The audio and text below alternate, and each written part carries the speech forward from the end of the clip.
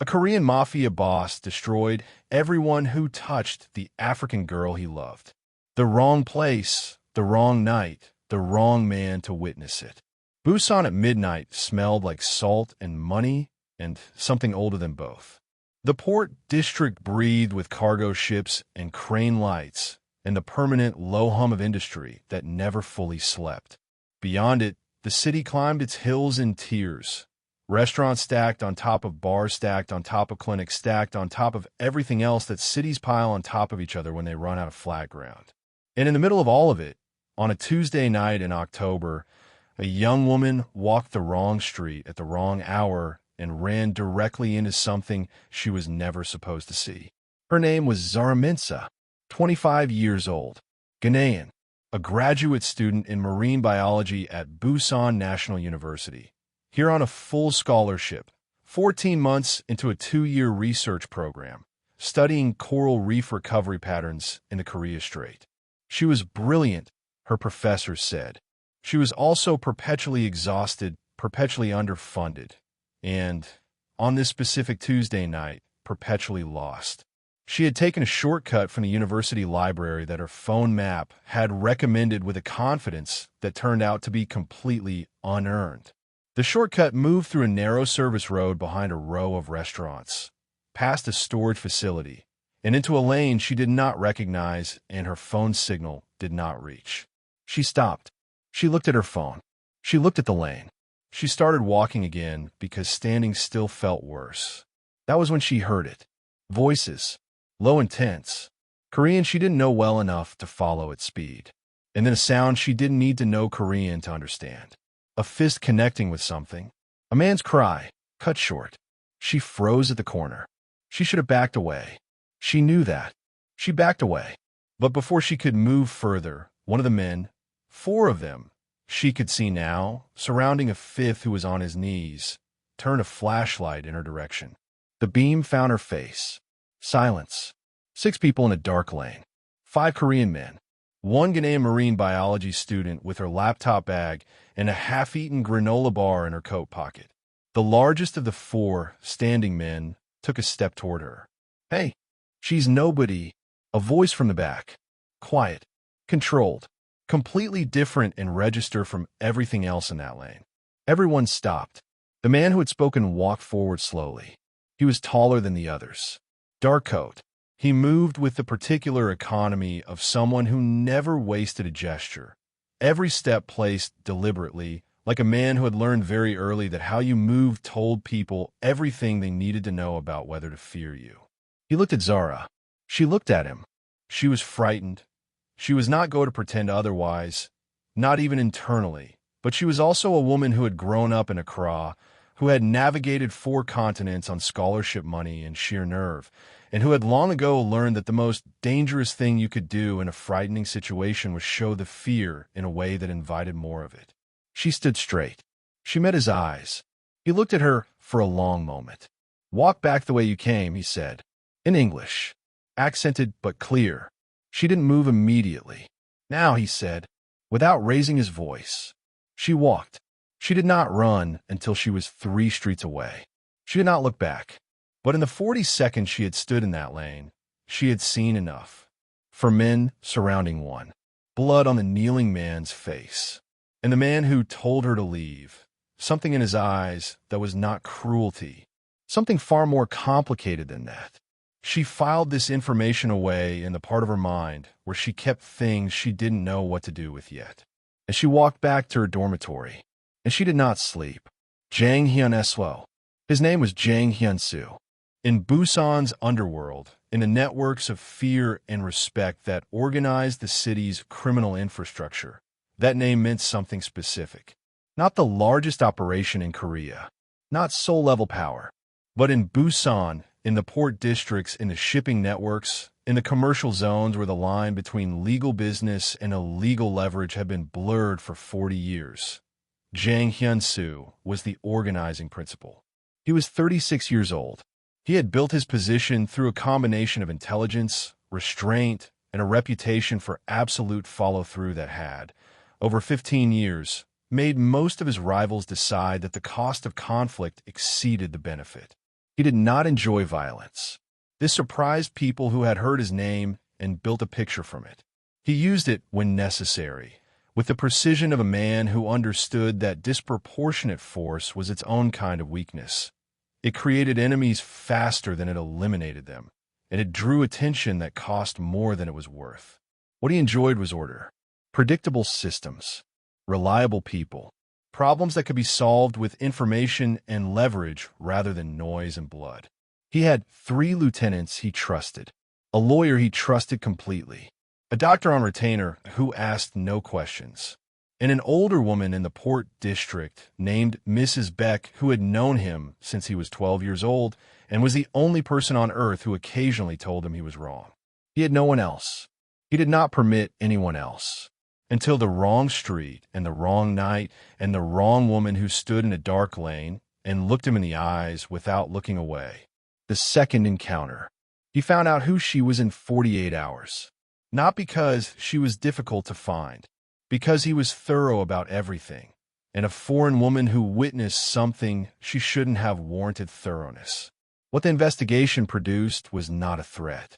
Zara Mensah, Ghanaian national, graduate student, marine biology, clean record, no criminal contacts, no association with any of the parties involved in what she had witnessed, no social media posts about the encounter, no contact with police. She had, by all available evidence, done exactly what he told her to do. She had walked away. She had kept it inside. She was getting on with her life. He should have closed the file. He closed it. He opened it again 3 days later and read it from the beginning. He told himself this was professional diligence. He was lying to himself, and he knew it. On a Friday evening, 12 days after the lane, he walked into a small international cafe near Busan National University that appeared in her daily movement pattern. She was there, corner table, laptop open, half a cup of coffee, the focused, slightly pained expression of someone working through a problem that wasn't cooperating. He sat 2 tables away. He ordered coffee. He read documents on his own phone. He did not look at her. She looked at him first. He felt it, felt the specific quality of recognition arriving, and looked up. She stared at him. He looked back. You, she said, quietly. Me, he said. She did not stand. She did not run. She did not reach for her phone. She looked at him with the focused, slightly pained expression still in place, just redirected. Are you here to make sure I didn't tell anyone? She said. No. Then why? He looked at his coffee. It was a good question. I want to know you were all right, he said. She stared at him. You wanted to know I was all right, she repeated. Yes. A very long pause. That's a strange thing for someone like you to want, she said. He looked at her. What kind of person do you think I am? I don't know, she said. I know what I saw. I don't know what it means. He picked up his coffee. Then you know less than you think, he said. She looked at him for a long moment. Then she turned back to her laptop. The coffee here is bad, she said. You should order the tea. He looked at his cup. He looked at her profile. He ordered the tea. The thing that built itself. He came back to the cafe. He told himself, each time, that it was incidental. The cafe was near several businesses he had reason to visit. The area was useful. The proximity was convenient. He stopped telling himself this after the 4th visit. Zara noticed him every time. She didn't pretend otherwise. She wasn't built for pretending. He saw that quickly. She was direct in the particular way of someone who had learned that directness saved time, and time was something she never had enough of. She was studying coral reef recovery. She explained this to him on the 2nd visit, when he made the mistake of asking what she was working on, and then received a 15-minute explanation of coral bleaching, thermal stress responses, recovery timelines, and why the Korea Strait represented an understudied but potentially significant data set for global models. He listened to all of it. He had no background in marine biology whatsoever. He asked 3 questions anyway. She looked at him afterward with an expression she didn't fully suppress, something between surprise and reassessment. You actually listened, she said. You were talking, he said. People don't always. When I talk about my research. She closed her laptop. They wait for me to stop. That's their loss, he said. Your work matters. She looked at him. Something shifted in her expression. Not quite softness. Something more considered than that. You're strange, she said. For someone like you. You keep saying that. It keeps being true. He looked at his tea. He almost smiled. Almost. What she carried. He learned her slowly. The way you learn a language you weren't planning to study. Word by word. Sitting with the ambiguity of things you can't yet translate. Building understanding in the gaps. She had grown up in Accra. Middle of 3 children. Her father was a secondary school physics teacher. Her mother managed a small provision shop. Not wealthy. Not struggling. The particular dignified middle ground that requires constant, careful maintenance. She had won her first scholarship at 17. Been gone from home, in various countries for 8 years. Sent money home every month. Called every Sunday. Felt the distance like a physical thing. Not always painful, but always present. She missed specific sounds. The particular pitch of her mother's market, the call to prayer from the mosque 2 streets from her childhood home, rain on a tin roof in the specific rhythm of a Ghanaian rainy season. She was building toward something. Her research, if it produced what she believed it could produce, would contribute to coral restoration protocols that could be applied across West Africa's coastline. Her home coastline, the place her grandfather had fished for 40 years. She was not doing this work abstractly. She was doing it for someone real. Hyun-soo sat with this for a long time. He had built his operation for power, for security, for the uncrossable distance between himself and the helplessness he had grown up inside. A father who owed debts he couldn't pay, a mother who worked herself into illness trying to cover them, a family that the city had ground down without mercy or apology. He had made himself into something the city couldn't touch. But he had not built toward anything. He had only built away from something. The distinction, sitting across from this woman who was building toward a coastline and a grandfather's fishing waters, felt significant in a way he couldn't precisely articulate. What, she said. He realized he was looking at her. You're serious about it, he said. Everything you do. It's the only way I know, she said. Most people aren't like that. Most people have more margin for error than me, she said plainly. Scholarship student. Foreign national. No safety net. If I'm not serious, I go home without what I came for. That's not an option. She looked at him. What about you? What about me? Are you serious about what you do? He held her gaze. Yes, he said. Does it matter to you? The question arrived differently than he expected. Not whether he was good at it. Not whether he was powerful. Whether it mattered. Less than it used to, he said honestly. She nodded slowly. That's the beginning of something, she said. Of what? She looked at the window and the Busan night beyond it. Of figuring out what actually does, she said. Part 6, the city watches. In the criminal ecosystem of Busan, information moved. Always. Constantly. Through suppliers and contacts, and the specific human infrastructure of people who made their living knowing things before other people did. Jang Hyun-soo had spent 15 years understanding this better than anyone. He had also, for the first time in 15 years, allowed himself a behavioral pattern that was visible to people who knew where to look. A cafe near the university. Twice a week. The same woman. Ko Dae-young saw it. Ko Dae-young ran the Siego faction, a mid-tier operation that had existed for years in the spaces the Jang organization left empty, careful never to push into territory that would trigger a response. He was practical about his limits, honest about them, in the way that men who survive their environments are honest. But Jang Hyun-soo sitting twice a week in a cafe with a foreign graduate student was not nothing. Ko Dae-young watched. He took photographs. He thought about what it meant and what use it could be. He arrived at conclusions that would turn out to be the worst decisions of his life. The night they came for her, Zara was walking home from the university library. It was 9:45 on a Wednesday. The route was one she walked twice a week, lit, populated 17 minutes door to door. She had done it 100 times. They came out a side street in the last 4 minutes of the walk. 3 men. They said Hyun-soo's name first, to make her understand what it was about. Then they grabbed her arm. She fought. She was not a passive woman. She had never been a passive woman, and she fought with both hands and her voice at a volume that brought lights on in 3 buildings. But 3 men were 3 men. They got her into a car. Hyun-soo's phone rang at 9:53. It was one of the men he kept near her building.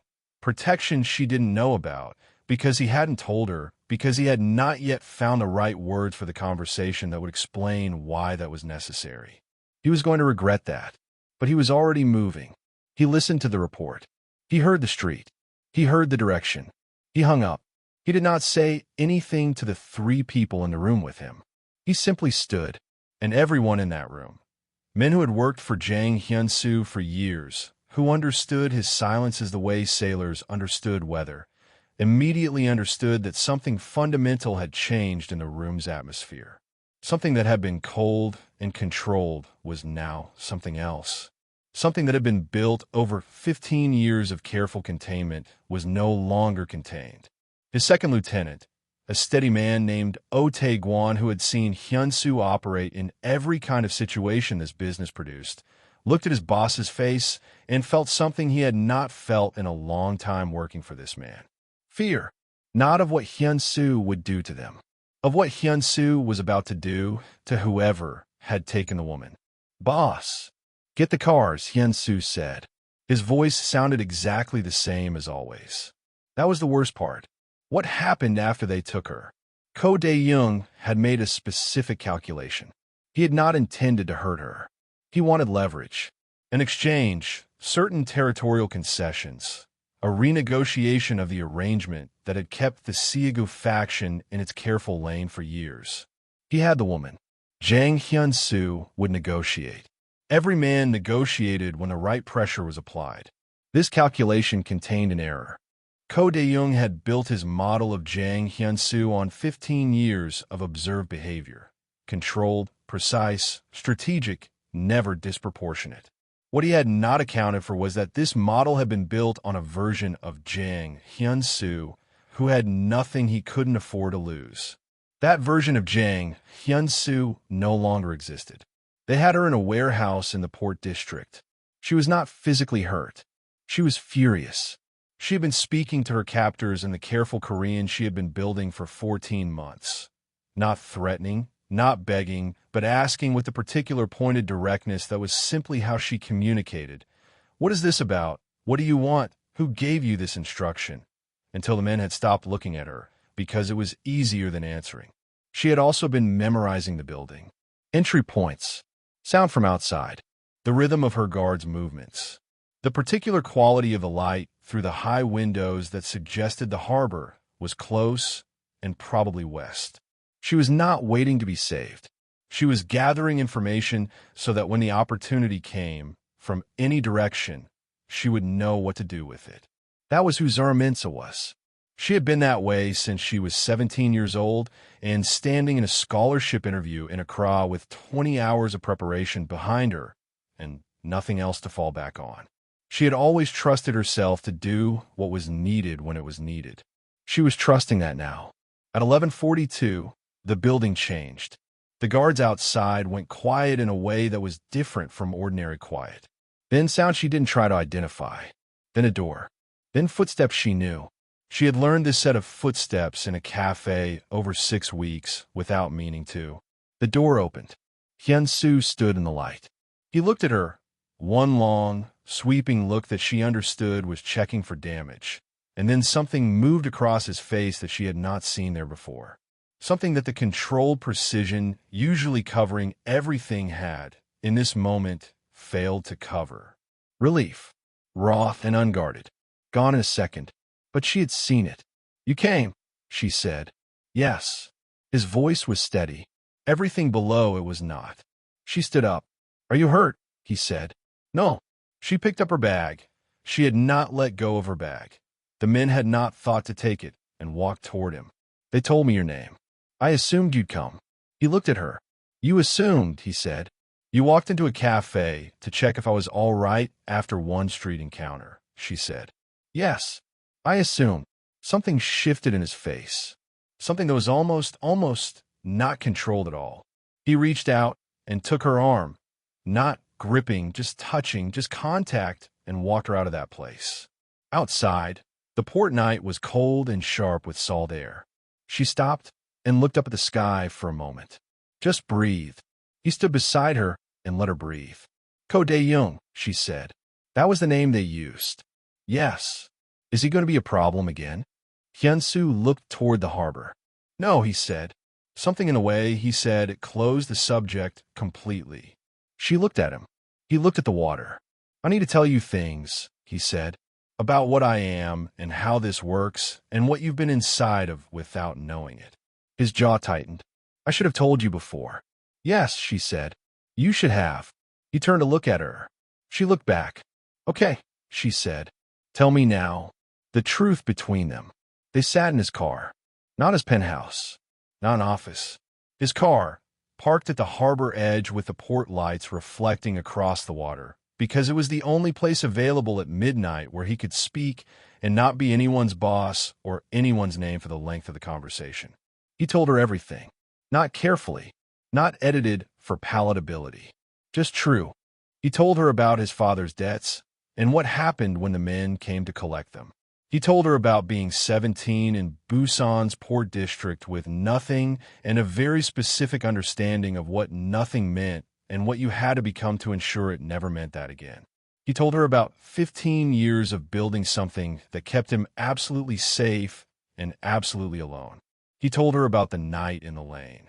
The man on his knees had been a supplier who had stolen from 4 different organizations simultaneously and whose situation Hyun-soo had been resolving because 2 of those organizations had brought the problem to him as arbitrator. That's what you actually do, she said. Arbitrate, among other things. Not just violence. Never just anything, he said. Violence is expensive. I prefer it to be the last option. She was quiet for a moment. But you used it tonight. Yes. For me. He looked at the water. Yes. She sat with that. I'm not going to tell you that's uncomplicated, she said. I know. It is what it is, and what it is includes things I don't fully understand yet. She turned to look at him. But I'm not. I don't want to pretend I'm not affected by the fact that you came. He turned.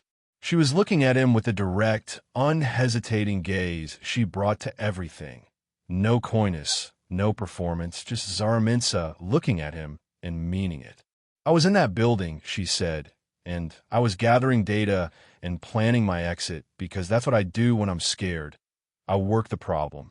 And I knew, underneath all the working, that you were coming. I knew it the way you know something you can't quite explain yet. She paused. That's not nothing. He looked at her. In 15 years of running the organization he had built, Jang Hyun-soo had been thanked, respected, feared, obeyed, consulted, and occasionally hated. He had not been known. She was looking at him like she was in the process of knowing him, like it was something she had decided to do deliberately, like it was worth doing. Zara, he said. I know, she said quietly. It's complicated. Yes. We can be complicated, she said. I've been navigating complicated since I was 17. I'm not afraid of it. He looked at her face in the harbor light. He thought about 15 years of careful, controlled distance. He thought about a cafe and terrible coffee and coral reef recovery patterns and a woman who had stood in a dark lane and not looked away. I need to tell you one more thing, he said. Tell me. Ko Dae-young, he said. Why did tonight? What will happen to him and to anyone who is part of this? I need you to understand that I am not a different person than the man who does those things. I'm the same person who sat across from you and listened to you talk about coral reefs for 15 minutes. She was quiet. I know, she said. And I'm still here, she said. In your car. At midnight. By choice. She looked at the water. I'm not saying it's simple. I'm saying it's real. And real things deserve honesty more than they deserve simplicity. He said nothing. She looked at him. Are you going to keep sitting on your side of the car, she said, or are you going to act like a person? He looked at her. Something shifted. Something that had been held tightly, precisely for a very long time. He reached across the car and took her hand. She held it. The harbor moved in its ancient, indifferent patterns outside the windows. And Jang Hyun-soo, who had spent 15 years ensuring nothing could touch him, sat in the dark with someone who already had. What comes for what you love? Ko Dae-young was handled. Quietly. Completely. In the manner of a man who understood that the only outcomes worth pursuing were the ones nobody could argue with afterward. The Siaga faction dissolved within a week, not through force, but through the sudden and total unavailability of every supply chain, business relationship, and allied contact that had made it functional. Ko Dae-young himself made certain decisions in the days following that reflected a clear-eyed understanding of his new situation. He left Busan. He did not return. Word moved through the port district with the speed and completeness that these things moved in a closed community. What Jang Hyun-soo would do for the woman, what it meant to touch something he had decided mattered. Two other factions that had been watching the situation with opportunistic interest reassessed their interest and found it considerably diminished. Taegwon reported all of this to Hyun-soo over 3 days. Hyun-soo listened, made decisions, issued the necessary instructions, and then, on a Thursday evening, drove to the university cafe and sat across from Zara Mensah and let the week be over. She looked at him. Done, she said. Done, he said. She pushed a cup toward him. There, not coffee. I ordered for you, she said. You always drink the tea. He looked at the cup. He looked at her. He thought about all the years before this. Zara, he said. I know, she said. You keep saying that. You keep looking like you're about to say something important and then finding it difficult. She folded her hands on the table. So yes, I know. Whatever it is. She met his eyes. Just say it slowly. He looked at this woman, who had stood straight in a dark lane, who had explained coral reefs to a criminal boss and meant every word, who had sat in a car at midnight and held his hand and told him that real things deserved honesty more than simplicity. I want you to be safe, he said, not just from this, from everything I am and everything that comes with it. And I'm trying to figure out how those two things can both be true at the same time. She was quiet for a moment. You being what you are, she said carefully, and me being safe. Yes. You think they're in conflict. I know they can be. She nodded slowly. Then we figure out, she said. Together. You don't get to make that decision alone. She held his gaze. I'm not something you protect from a distance, Hyun-soo. I'm a person who gets a say in her own life. He looked at her. Yes, he said. Good. She picked up her coffee. Now tell me if you've eaten anything today that wasn't from a vending machine. He had not. She called the cafe owner over. She ordered for both of them. Jang Hyun-soo, who commanded the port district of Busan, sat in a small cafe near a university and ate a meal he didn't choose and found that he had no complaints whatsoever. The long change. What followed was not a sudden transformation. He did not wake up a different man. He was careful about the truth of this.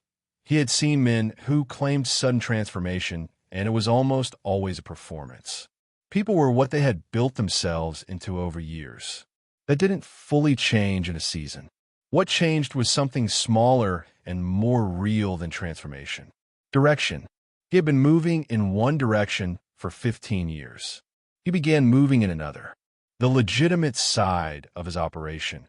And there was a legitimate side, more substantial than most people assumed, built specifically because he had understood early that criminal infrastructure alone was a foundation made of ice. He began expanding it deliberately. Shipping contracts, logistics firms, port operations consulting, all real, all profitable, all requiring exactly the expertise and networks he had spent 15 years building. The other parts, the leverage and the enforcement and the spaces in between law and commerce where his organization had lived, he withdrew from steadily. Not loudly, not dramatically. One wall at a time, a woman he was beginning to love had said to him once, recounting something her grandmother believed. He applied this. Taegwon adapted without discussion. He was a practical man. He had also, quietly, over the past months, come to hold his own opinion about Zara Mensah, formed during the 3 days he had been her primary point of contact during the Ko De-young situation. She had, during those 3 days, reorganized the scheduling system for Hyun-soo's legitimate business operations because she had noticed it was inefficient and the inefficiency was costing time. Nobody had asked her to. She had done it because it needed doing, and she was there. Taegwon's opinion was that this woman was formidable and that his boss had found something better than what he had built. He kept this opinion inside his chest where it was safe. But he kept it, what she gave him. 6 weeks before her research program ended, Zara submitted her preliminary findings to her dissertation committee. The data was significant, more significant than she had projected. The Korea Strait recovery patterns, combined with her West African comparative data, produced a model for accelerated coral restoration that her committee called, in formal academic language, a meaningful contribution to the field. In less formal language, the committee chair told her in the hallway after the presentation that it was exceptional work and she should be proud. She called her mother. She called her father. She stood in the university corridor and cried for exactly 4 minutes, privately, efficiently, with the compressed emotional release of someone who had been holding something heavy for a very long time. Then she washed her face and walked to the cafe. Hyun-soo was already there. She had texted him one word, done. He was there. She sat across from him. He looked at her face, at the dried evidence of the 4 minutes, and said nothing about it. He ordered tea and coffee and food without asking and pushed it toward her. She ate. She told him everything, the data, the committee, the hallway, the 4 minutes. He listened with the same complete attention he had brought to coral bleaching and thermal stress responses 6 weeks ago. When she finished, he was quiet for a moment. You came here with this already in you, he said. She looked at him. The work, the capacity for it. You came here with all of that. He looked at the table. Busan just gave you a place to do it. Busan gave me more than that, she said. He met her eyes. Yes, he said. She reached across the table and covered his hand with hers. He turned his hand over. Neither of them spoke for a moment. My program ends, she said. I go back to Ghana. Start the next phase of the work. Apply for the follow-up grant. Keep going. I know. And you're here. For now, he said. The legitimate business, the port consulting, the logistics operation, it's international. It follows the work, not the location. She looked at him very carefully. That's not a coincidence, she said. It's a direction, he said. She studied his face. Are you telling me, she said slowly, that you've been building toward somewhere else? I'm telling you, he said, that I've been building toward being the kind of thing worth bringing somewhere else. The cafe was quiet around them. Busan evening moved outside the window. The port lights, the hill houses lit in tears, the salt smell of a city that had given a boy with nothing everything he had ever learned to want. Zara looked at him. That might be the most important thing you've ever built, she said. He looked at her. Yes, he said. It is. The water doesn't forget.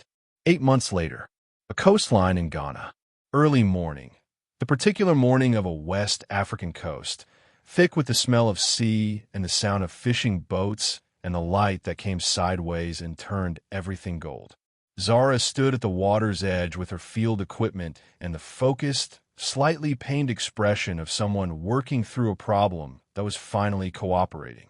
She was monitoring the first deployed coral restoration structure.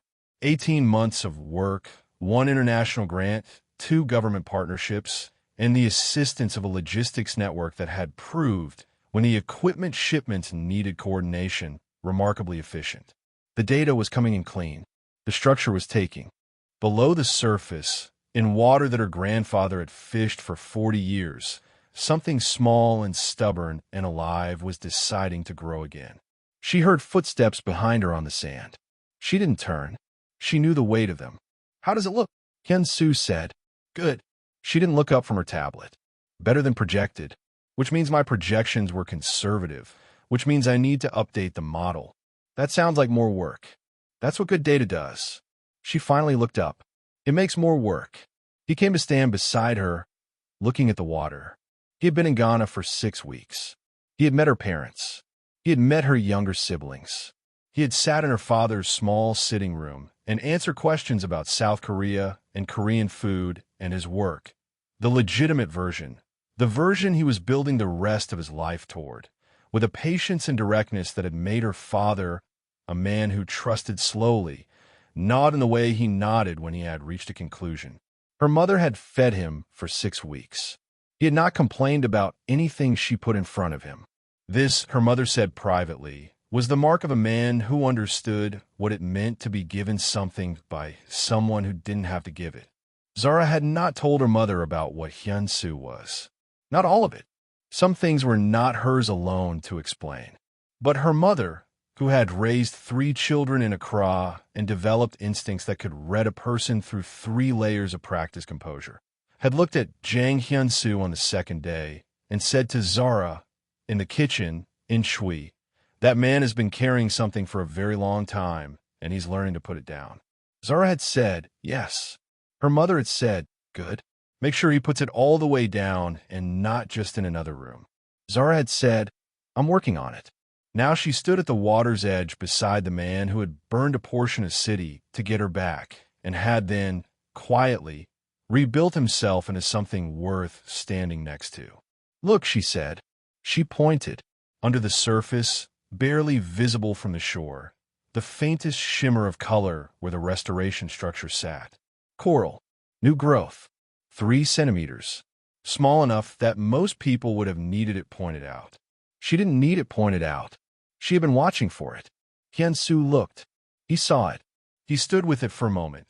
This small, stubborn, living thing that had decided to grow in water that had been too warm and too damaged and too long without the conditions it needed. He thought about dark lanes and cafe tea and a car by a harbor and 15 years of building walls around nothing that mattered. He thought about directions. 3 centimeters, he said. 3 centimeters, she agreed. That's enough. She looked at the water. It's enough to start, she said.